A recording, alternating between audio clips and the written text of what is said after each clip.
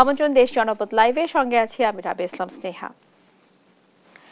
July August হত্যা ও গুমের ঘটনায় র্যাবের সাবেক দুই কর্মকর্তা এসপি মহিউদ্দিন ফারুকী ও বরিশাল রেঞ্জের অতিরিক্ত পুলিশ সুপার আলিপুদ্দিনকে তোলা হয়েছে আন্তর্জাতিক অপরাধ ট্রাইব্যুনালে। এই নিয়ে আরো জানাতে সেখান থেকে যুক্ত হচ্ছেন সহকর্মী সাবরিনা মজুমদার। সাবরিনা, আজ যেমনটি বলেছিলাম তাদের আদালতে তোলা হয়েছে, কোন কোন অভিযোগ তাদের ট্রাইব্যুনালে হাজির করা হয়েছে আমাদেরকে বিস্তারিত জানাবেন। আজ আন্তর্জাতিক অপরাধ ট্রাইব্যুনালে সাবেক র্যাবের যে দুই কর্মকর্তা তাদেরকে আসলে হাজির করা হয়েছে স্নেহা, এবং তাদেরকে আজ সকাল 9:30টার দিকে আসলে হাজির করা হয়। এবং আমি যদি একটু তথ্য জানিয়ে দিতে চাই যে এই র্যাবের যে সাবেক দুই কর্মকর্তা তাদেরকে হাজির করা হয়, এবং সেই সাথে আন্তর্জাতিক অপরাধ ট্রাইব্যুনালের প্রসিকিউশনও কিন্তু জানিয়েছে যে তাদের বিরুদ্ধে আসলে গুমের হত্যাকাণ্ডের যে সম্পৃক্ততা তাদের বিরুদ্ধে আসলে পাওয়া গেছিল, এবং ইতিমধ্যে কিন্তু তাদেরকে জিজ্ঞাসাবাদেরও করা হয়েছে, এবং পরবর্তীতে আসলে তাদেরকে হাজির করা হয়। এবং আজকে কিন্তু তাদেরকে হাজির করা দ্বিতীয় দিনের আসলে শুনানি হবে। তো এখন পর্যন্ত আসলে কোর্ট বসেনি এবং বিচারপতিরাও আসেননি এবং প্রসিকিউশনও আসেননি। পরবর্তীতে আসলে শুনানির পর আসলে তথ্য আসলে জানাতে পারবো আসলে এই বিষয়। তো এই পর্যন্ত এই ছিল সর্বশেষ। স্নেহা। সাবরিনা, আপনাকে ধন্যবাদ। দর্শক, শুনছিলাম র্যাবের দুই কর্মকর্তাকে তোলা হয়েছে আন্তর্জাতিক অপরাধ ট্রাইব্যুনালে, সেখানকার সর্বশেষ পরিস্থিতি। রাজধানীর নয়াপল্টনে বিএনপির তারুণ্যের সমাবেশ, এই নিয়ে আরো জানাতে সেখান থেকে যুক্ত হচ্ছেন সহকর্মী নিয়াজ মোর্শেদ। নিয়াজ, একটু আগেই বলছিলাম যে তারুণ্যের সমাবেশ শুরু হয়েছে, নেতাকর্মীরা আসতে শুরু করেছেন কিনা বা প্রস্তুতি কেমন দেখছেন?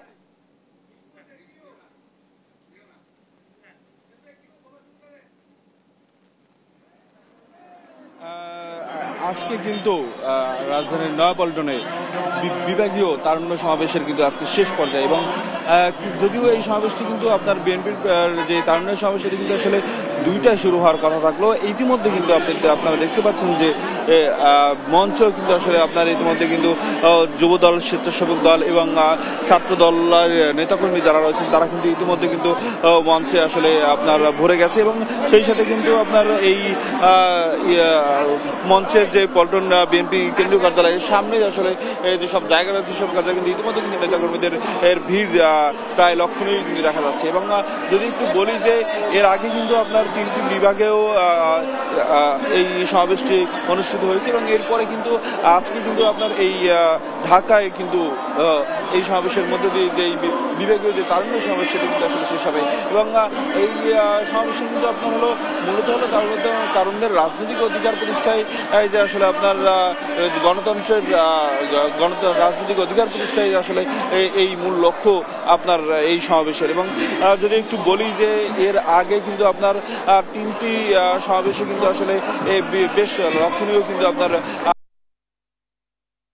যদিও আরেকটু বলি যে এই যুবদল, স্বেচ্ছাসেবক দল এবং ছাত্র দলের এই 3 অঙ্গ সংগঠনের আয়োজনে কিন্তু আপনার এই সমাবেশ অনুষ্ঠিত হতে যাচ্ছে। এবং যুবদলের, স্বেচ্ছাসেবক দল এবং ছাত্র দলের পক্ষ থেকে কিন্তু বলা হয়েছে আজকে কিন্তু ঢাকায় প্রায় 15 লক্ষ তরুণের সমাবেশ ঘটাবে আজকের এই তারুণের সমাবেশে। এবং আরেকটু বলে রাখি যে বিএনপির যে 31 দফা, সেই 31 দফা নিয়ে আসলে 31 দফা নিয়েও কিন্তু তাদের আসলে দিক নির্দেশনা দেওয়া হবে, এবং কিভাবে এই 31 দফা বাস্তবায়ন হবে সেটি নিয়ে আসলে কিভাবে তরুণদের মধ্যে এই 31 দফা আসলে আপনার একেবারে আলোকপাত করা যায়, এবং সেই 31 দফা নিয়ে তরুণরা কিভাবে দেশের মানুষের কাছে পৌঁছাবে সেরকম দিক নির্দেশনা কিন্তু দেওয়া হয় এই তারুণ্যের সমাবেশ থেকে। আজকের এই তারুণ্যের সমাবেশ কিন্তু প্রধান অতিথি থাকবেন বিএনপির ভারপ্রাপ্ত চেয়ারম্যান তারেক রহমান, এবং বিএনপির যারা স্থায়ী কমিটির সদস্য তারাও আসলে এই সমাবেশ থেকে আসলে বক্তব্য দেবেন সামনের দিকে তরুণরা কিভাবে এগিয়ে যেতে পারে, এবং সেই সাথে তরুণরা কিভাবে দেশ গঠনে এবং দেশের যে আপনার রাষ্ট্র সংস্কার, সেই রাষ্ট্র সংস্কার আসলে তারা কিভাবে ভূমিকা রাখবে সেরকম দিক নির্দেশনা কিন্তু আজকে এই সমাবেশ থেকে দেওয়া হবে। আপনারা দেখতে পাচ্ছেন যে ইতিমধ্যে কিন্তু আপনার মঞ্চে কিন্তু যে মূল মঞ্চ, সেই মূল মঞ্চে কিন্তু আপনার ইতিমধ্যে কিন্তু বেশ নেতাকর্মীদের কিন্তু ভিড় কিন্তু লক্ষ্য করা যাচ্ছে, এবং সকাল ঠিক 8টার পর থেকে কিন্তু নেতাকর্মীরা বিভিন্ন জায়গা থেকে কিন্তু এখানে এসে ভিড় করছে। এবারের এই সমাবেশে কিন্তু ঢাকার এই সমাবেশে কিন্তু প্রায় 3টি ঢাকা, ময়মনসিংহ এবং সিলেট এই তিনটি বিভাগের সমন্বয় কিন্তু আপনার আজকের এই সমাবেশ কিন্তু এখানে আপনার অনুষ্ঠিত হতে যাচ্ছে। এবং ইতিমধ্যে কিন্তু বিভিন্ন জায়গা থেকে ঢাকা, সিলেট এবং ময়মনসিংহ থেকে যারা আসছেন তারা কিন্তু ইতিমধ্যে এই পল্টনে এখানে এসে পৌঁছেছেন এবং খন্ড খন্ড মিছিল নিয়ে তারা এখানে আসছেন।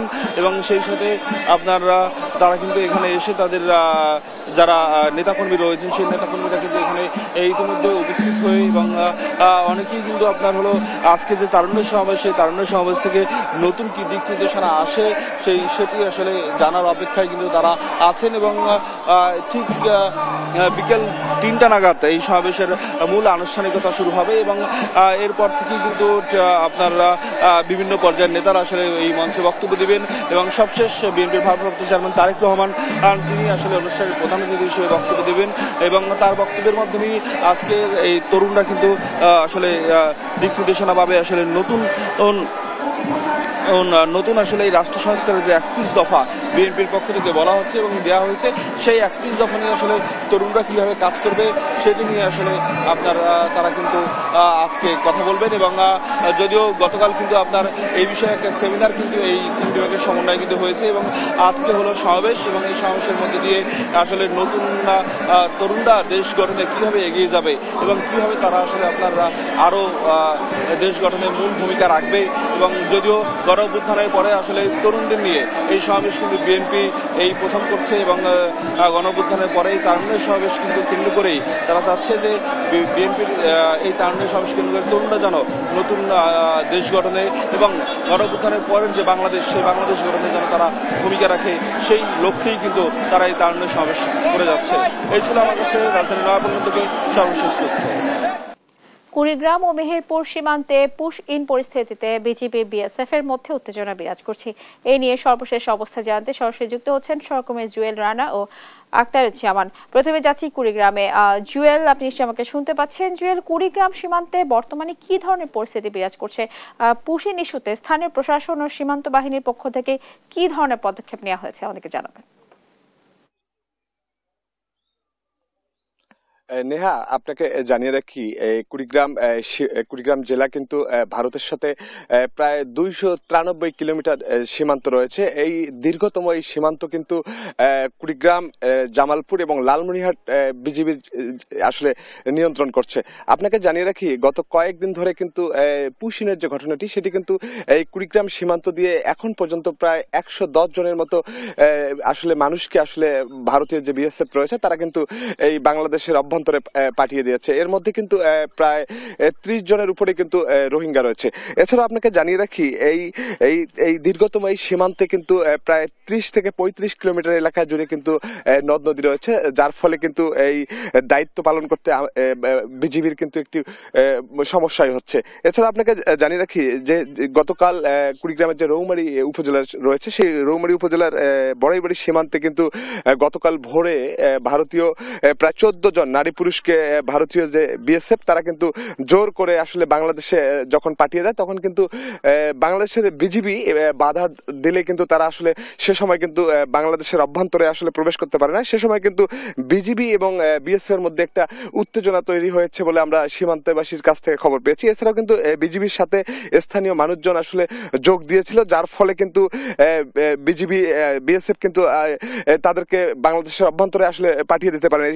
তারপরে কিন্তু দিনভর, অর্থাৎ এই ভারতীয় যে নাগরিকরা ছিল তারা কিন্তু এই বাংলাদেশ ভারত সীমান্তের শূন্য রেখায় কিন্তু দিনভর অবস্থান করার ফল কিন্তু বিজিবি কিন্তু অনেক চেষ্টা করে বিএসএফ এর সঙ্গে যে পতাকা বৈঠকের বিষয়টা নিয়ে, কিন্তু কোনোভাবেই যখন পতাকা বৈঠকের আসলে ব্যবস্থা হয় না, তখন কিন্তু তারা এই ভারতীয় নাগরিকদের কিন্তু জামালপুর বিজিবি ব্যাটালিয়ন ক্যাম্পে আসলে নিয়ে যায়।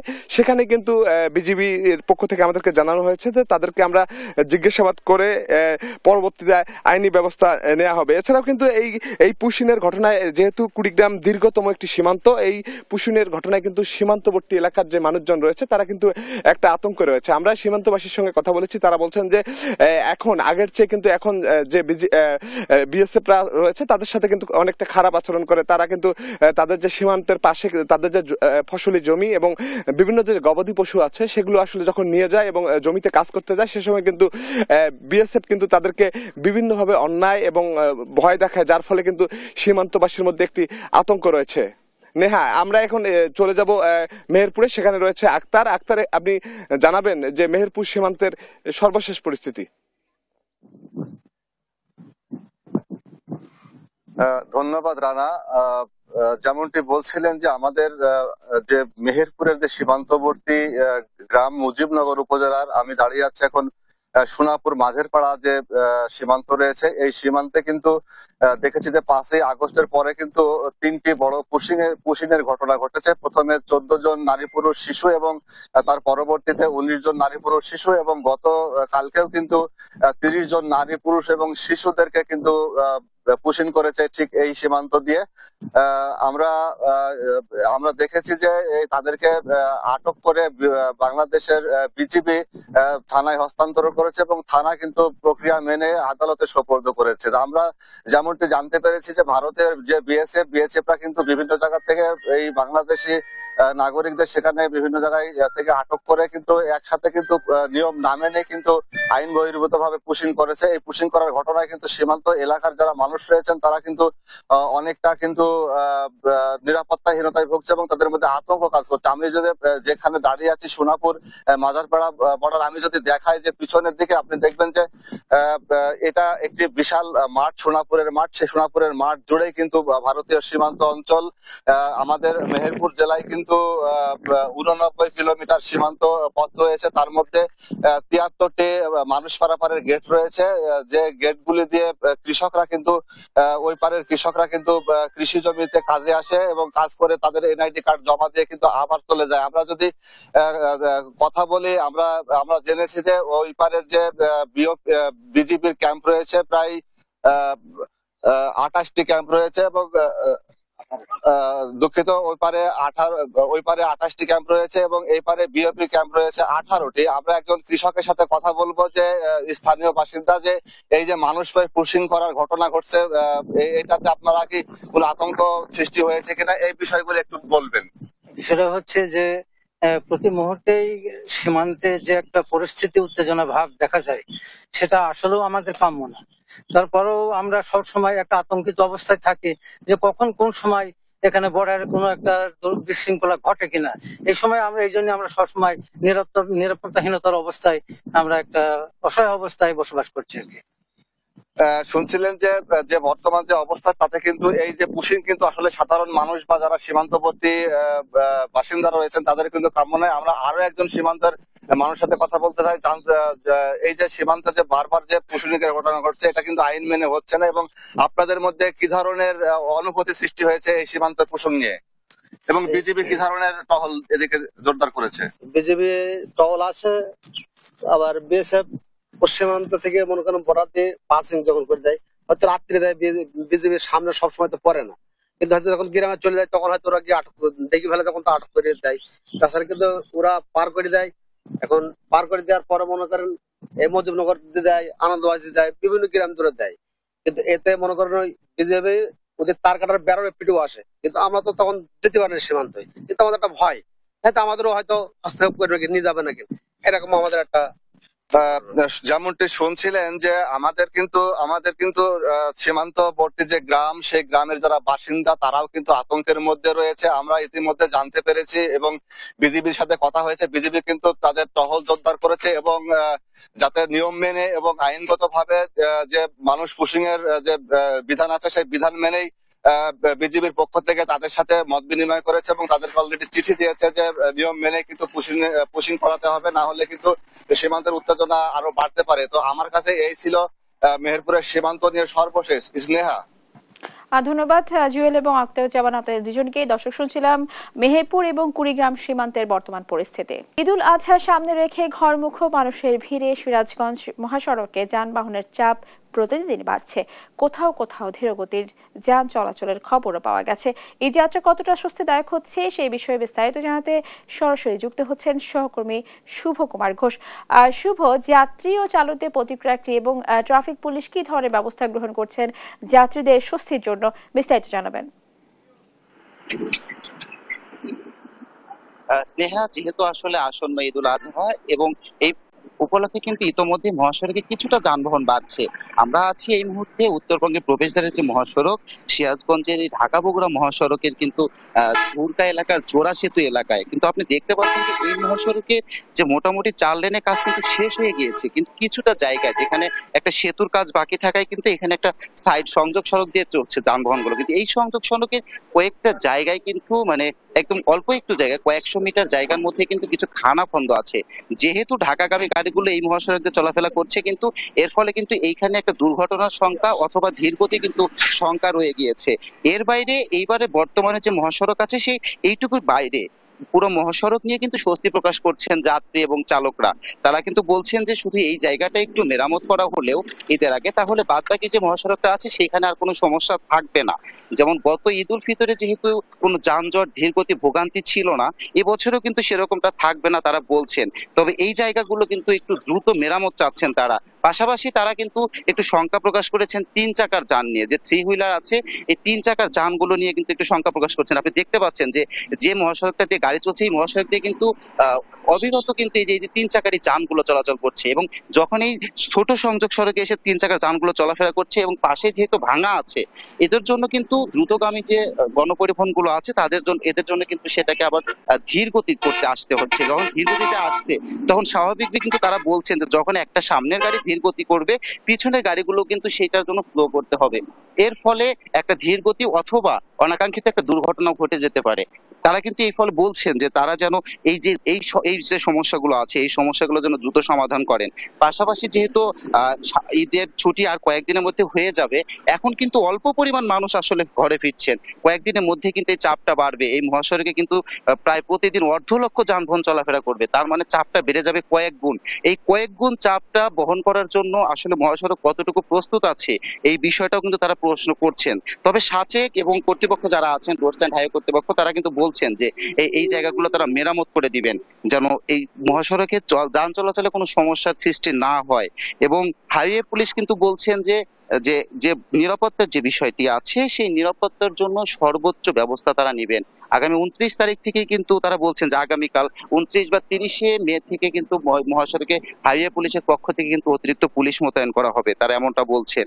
এবং পাশাপাশি যে জেলা পুলিশ আছেন তারাও কিন্তু সবার সঙ্গে সমন্বয় করছেন। সমন্বয় করা হচ্ছে রোডস অ্যান্ড হাইওয়ে সাচেক এবং মহাসড়কের পাশে যে গরুর হাটগুলো আছে সেই কর্তৃপক্ষের সঙ্গেও যে সমন্বয় করে যে এর পরবর্তীতে যেন মহাসড়কের পাশে কোনো গরুর হাট কোনো যানজট বা ধীরগতির পরিস্থিতি সৃষ্টি করতে না পারে এই জায়গাগুলো তারা খেয়াল রাখবেন।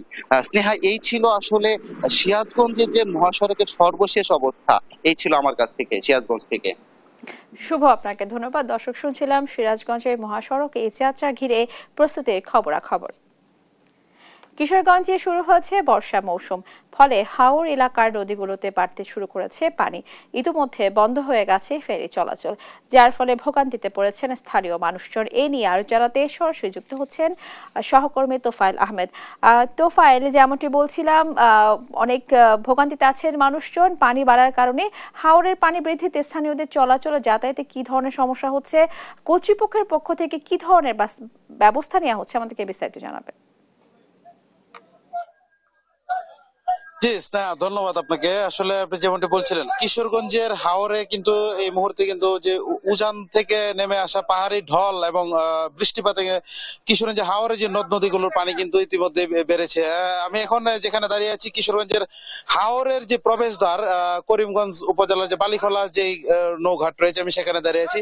আমার ঠিক পেছনেই দেখছেন যে এখানকার যে ধনু নদী সেটির পানি কিন্তু ইতিমধ্যে কিন্তু বেড়েছে এবং এখান থেকে কিন্তু এই হাওরের মানুষ কিন্তু এই শহরে যোগাযোগের জন্য এখানকার যে ফেরি মাধ্যমে কিন্তু তারা এই শুকনোর সময় যে যে তাদের যে যাতায়াতের মাধ্যম সেটি ব্যবহার করতে, কিন্তু এখানকার যে পানি বাড়ার কারণে কিন্তু এখানকার যে কিশোরগঞ্জের যে বালিখলা করিমগঞ্জের বালিখলা এবং চামড়াঘাটের দুটি ফেরি, ইত্তা উপজেলার দুটি ফেরি এবং মিঠামইনের একটি ফেরি, মোট 5টি পয়েন্টের ফেরি চলাচল ইতিমধ্যে সড়ক ও জনপথ অধিদপ্তর কিন্তু বন্ধ করেছেন।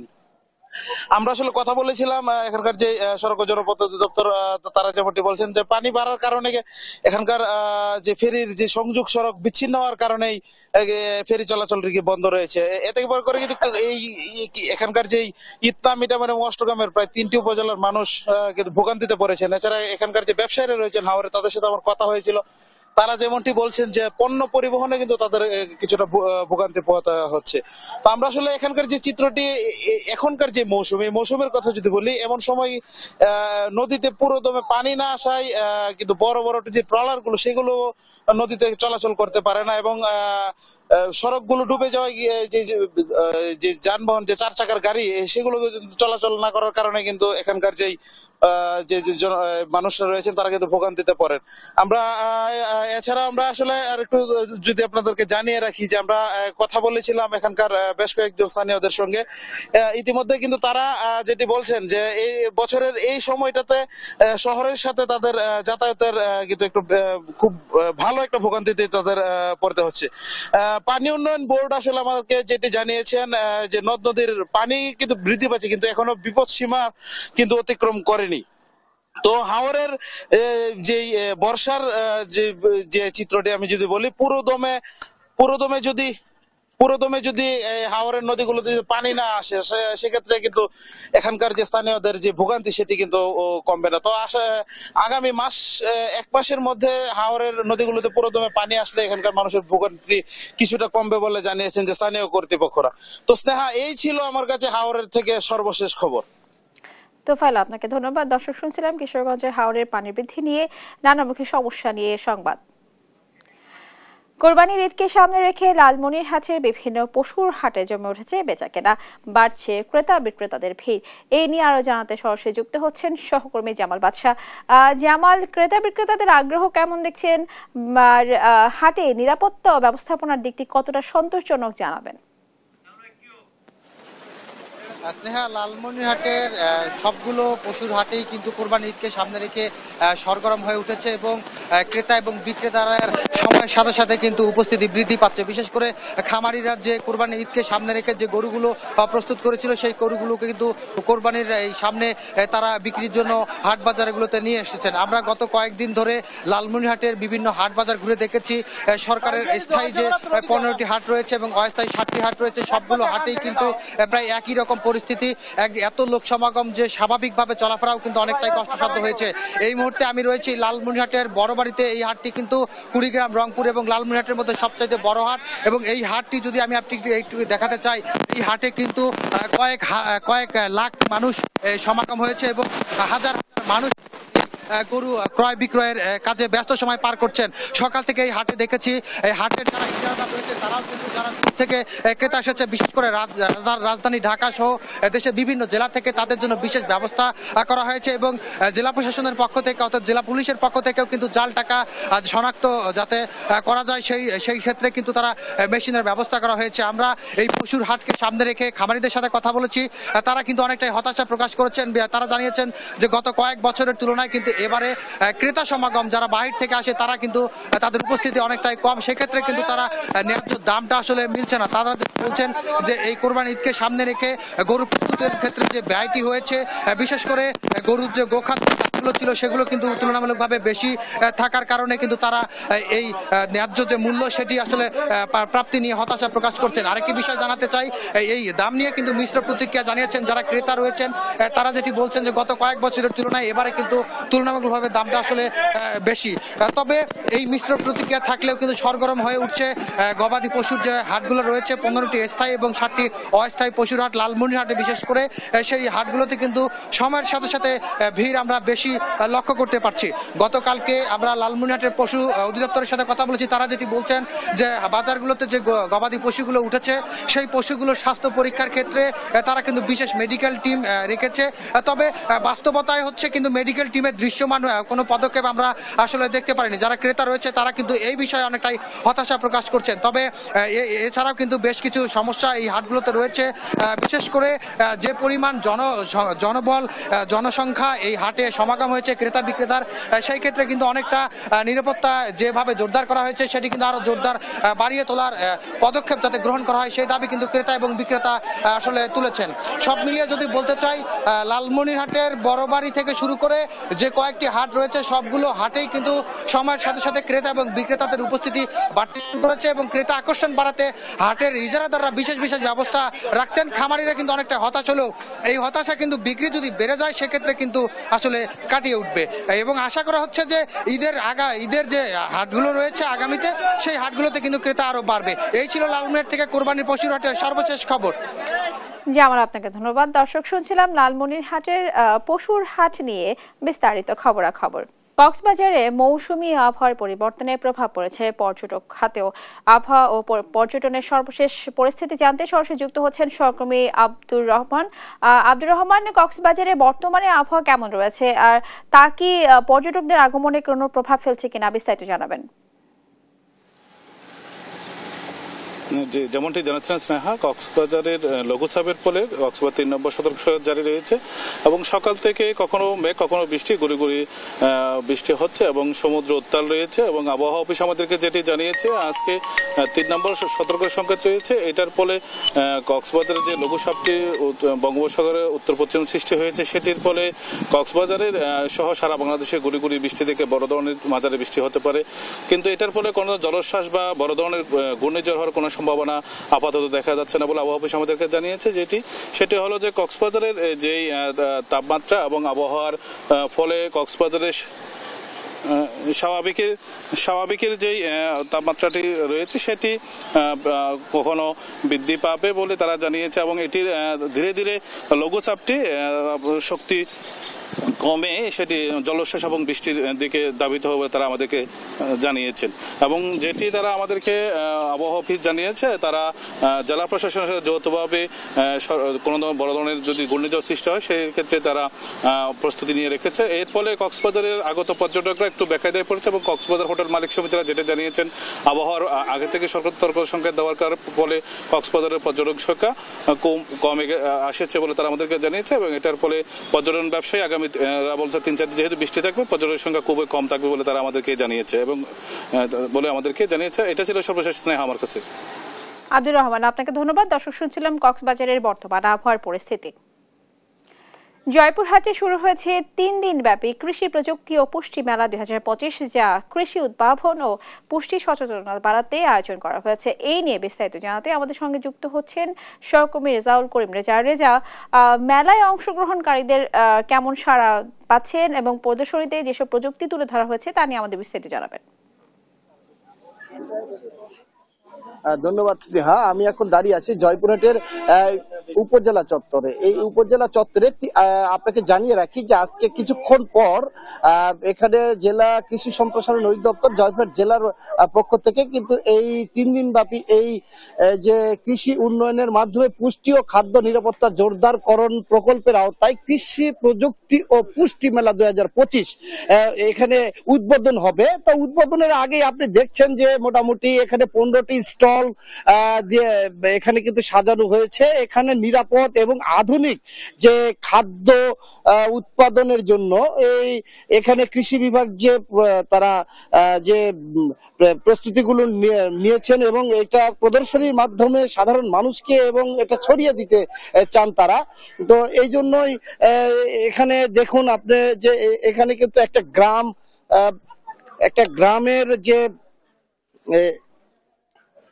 এখানে একটা গ্রাম, এরকম গ্রাম থাকলে দেখা যাবে যে গ্রামে সব ধরনের যে নিরাপদ বাড়ির যে পাশে যে তাদের যে জমি আছে, ছোট জমি থাকলেও সেখানে কিন্তু একটা নিরাপদ বিভিন্ন রকমের কালিকাপুর মডেল, এখানে কিন্তু মাচাই সবজি চাষ, এখানে হলুদ আঠালো ফাঁদ, টারজান ফাঁদ, ভার্মি কম্পোস্ট, বস্তায় আদা চাষ, তো সর্বোপরি বিভিন্ন ধরনের যে এই আধুনিক প্রযুক্তি এগুলো ছড়ায় দিতেই কিন্তু এই উদ্যোগটা নেওয়া হয়েছে। এই মেলার মূল যেটা কৃষি বিভাগ জানিয়েছেন। আমি এখানে উপজেলা কৃষি কর্মকর্তা সদর উপজেলা, তার কাছে আমি জানতে চাইবো যে এই প্রদর্শনীর মাধ্যমে আপনারা কি জানাতে চান বা কি উদ্দেশ্যে করা?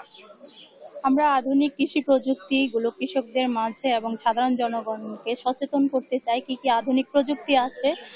এই মেলার মাধ্যমে তারা এখানে দেখতে পারবে। আমরা প্রদর্শন করছি বিভিন্ন আধুনিক কৃষি প্রযুক্তি যেগুলা। ধন্যবাদ আপনাকে। তো আমি ছোট্ট করে একটু জানতে চাই একজন উদ্যোক্তার কাছ থেকে। তো উদ্যোক্তা, আপনি তো এখানে স্টল দিয়েছেন, তো কি বুঝতে পারছেন আপনি? আমি এখানে এসেছি কাজল নার্সারির পক্ষ থেকে। এখানে এসে আমি বিভিন্ন উদ্ভিদ সম্পর্কে এবং গাছ, বৃক্ষ, জৈব সার এরকম সম্বন্ধে জানা যাচ্ছে। এখানে অনেক স্টল আছে যেগুলা শিক্ষার্থীদের বিভিন্ন জৈব সার সম্পর্কে জানতে সাহায্য করবে। আমার মনে হয় এরকম আরো বৃক্ষ মেলা হওয়া উচিত। এবং ধন্যবাদ আপনাকে। তো সর্বোপরি বলা যায় যে এখানে কিন্তু 3 দিন ব্যাপী মেলাটা চলবে। তো এই মেলায় এখানে দেখছেন যে শিক্ষার্থী সহ বিভিন্ন শ্রেণী পেশার মানুষই কিন্তু অংশগ্রহণ করছেন এবং এটা নিরাপদ যে আবাসনের আশপাশের যে ফাঁকা জায়গা বা কারো জায়গা থাকলে সেই জায়গাতে তারা নিরাপদ এই সবজি বাগান বা বিভিন্ন রকমের তারা কিন্তু বাড়ির পাশে নিরাপদ খাদ্য উৎপাদনের জন্য এটা তারা কৃষি বিভাগ সরিয়ে দেওয়ার জন্য এই স্টলগুলি করেছেন। তো সর্বোপরি বলা যায় যে এই মেলাটি 3 দিন চলবে। এই 3 দিনে মোটামুটি আজকে কিছুক্ষণ পর উদ্বোধন হবে। এখানে জেলা কৃষি অফিসার, জেলা প্রশাসনের কর্মকর্তা এবং অন্যান্য যে অতিথিরা এসে উদ্বোধন করবে। এই ছিল আমার জয়পুরহাট থেকে এই পুষ্টি মেলা থেকে সর্বশেষ। স্নেহা। রেজা, আপনাকে ধন্যবাদ। দর্শক শুনছিলাম জয়পুরহাটের কৃষি প্রযুক্তি ও পুষ্টি মেলার খবরাখবর। এই ছিল এখনকার দেশ জনপদ লাইভ। পরে বুলেটিন দেখার আমন্ত্রণ রইল। ধন্যবাদ সবাইকে।